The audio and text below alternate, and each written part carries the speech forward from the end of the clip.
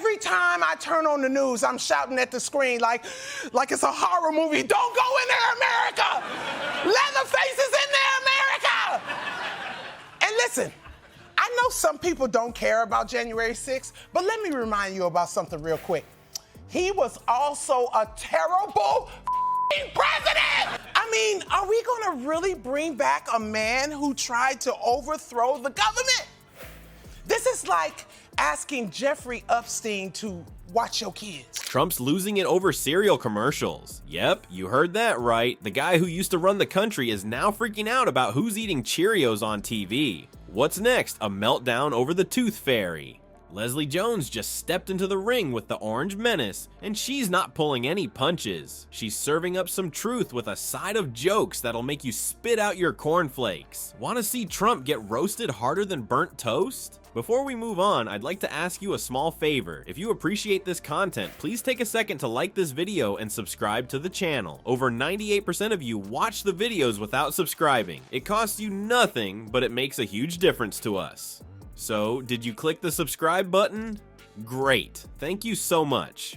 Now, back to the video. So Grumpy Trumpy's latest meltdown is over? Cereal? Yep, the guy who used to have his finger on the nuclear button is now throwing a tantrum over breakfast food. Picture this, Trump in his golden tower, screaming at his TV because a diverse family is enjoying some frosted flakes. Real presidential behavior, right? But wait, it gets even nuttier. Donnie Diapers seems to think there's some grand cereal conspiracy going on, as if Tony the Tiger is secretly working for the Democrats or something. I mean, come on, the only thing those cereal mascots are plotting is how to make kids beg their parents for sugar-coated corn puffs. I know we don't have the attention spans anymore, but how can you forget the man who wanted to nuke a hurricane? That actually happened. The thing that gets me the most is there are people who are saying we're worse off than we were in 2020. In 2020, we didn't even have toilet paper. And listen, I know the pandemic wasn't Trump's fault, but Trump made it worse every chance he got. Don't you people remember the kind of advice he was giving us? He told us to inject ourselves with disinfectant! We turned to him for advice, and dude was like, kill yourself. Let's break down Trump's cereal logic for a second. If there are diverse families and ads, America is doomed. Makes total sense, right? I guess in Trump's world, the real threat to national security isn't climate change or economic inequality. It's interracial couples enjoying their Cheerios. Meanwhile, most normal folks are just trying to eat their breakfast without starting World War III. Crazy concept, I know. We're all out here just trying to get some fiber in our diets, and Trump's acting like Captain Crunch is leading a naval invasion. But here's the kicker.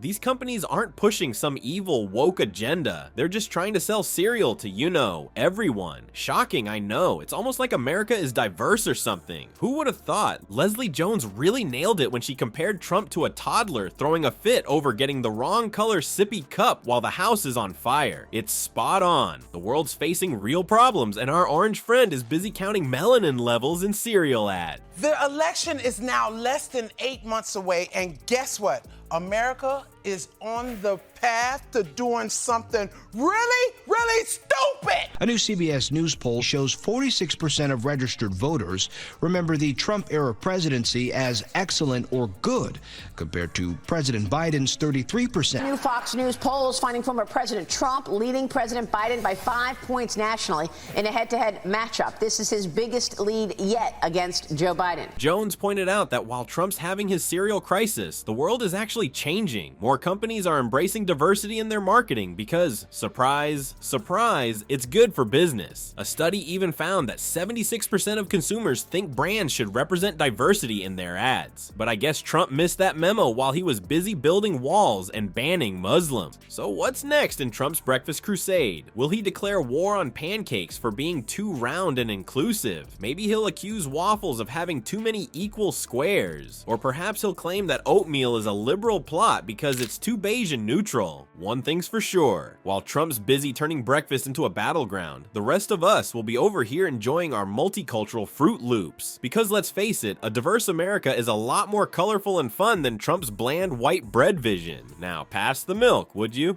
Alright folks, we've moved from the breakfast table to the bathroom stall. Yep, Trump's latest crusade is all about potties. Because nothing says, make America great again, like obsessing over who pees where.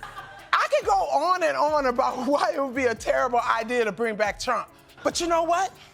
I guess I shouldn't be surprised that America is about to do something that we know is harmful to us, because that is what we always do. We are constantly making decisions that we know are bad for us. We know we should be eating healthy, but instead we eat like shit. We're out here eating double-stuffed Oreos and triple-decker sandwiches. Some patrons had to wait as long as 8 hours. This week's opening featured customers even braving cold temperatures to camp out overnight just to be the first in line. Right? Our orange friend has decided that the biggest threat to national security isn't climate change or economic inequality. It's transgender people using the bathroom. Trump banned transgender students from using school bathrooms matching their gender identity. What did he think was happening in there? Secret rebel meetings between algebra and lunch. But wait, there's more. Trump didn't stop at school bathrooms. He went full potty police and kicked transgender folks out of the military too. Apparently winning wars is less important than making sure everyone's peeing in Trump-approved toilets. I guess he thinks the enemy will just surrender if our soldiers use the right bathroom. Leslie Jones couldn't help but point out how ridiculous this whole situation is. She joked that Trump's acting like transgender people are some kind of ninja warriors sneaking into bathrooms to steal all the toilet paper. Watch out for those TP bandits, folks. They're coming for your charmin'. Here's a fun fact that'll make you go, huh? This whole bathroom drama affects less than 1% of the population. It's like Trump's made a federal case out of stubbed toes. Next up, a national emergency over hangnails. Jones hit the nail on the head when she compared Trump to a captain on the Titanic. Picture this: the ship's going down, water's rushing in, and what's the captain doing? Running around making sure all the toilets are gender specific. Talk about having your priorities in order, right? So what's next in Trump's bathroom saga? Will he start personally checking birth certificates at porta potties? Maybe he'll install gender detectors at every public restroom. Or perhaps he'll create a new government agency, the Department of Bathroom Security. Your tax dollars at work, folks. In the end, while Trump's busy policing potties, the rest of us are left wondering, don't we have bigger problems to solve? But hey, at least we can laugh about it. Because sometimes, when faced with absurdity, all you can do is flush it away with a good chuckle. Well, folks, we've had quite the journey through Trump's wacky world of cereal wars and bathroom battles. Who knew the guy who once sat in the Oval Office would end up obsessing over Frosted Flakes and toilet signs? It's like watching a reality TV show gone horribly wrong, except this one's got nuclear codes. But hey, at least we've got comedians like Leslie Jones to keep us sane. She's out there slinging jokes like David's slingshot against Goliath's bad hair day. And let's face it, sometimes laughter is the best medicine when politics gives you a headache. So next time Trump starts ranting about the liberal agenda hidden in your cornflakes or the transgender ninjas plotting in the porta potties, just remember, a good laugh can be the perfect weapon against absurdity. After all, it's pretty hard to look intimidating when people are giggling at your tweets.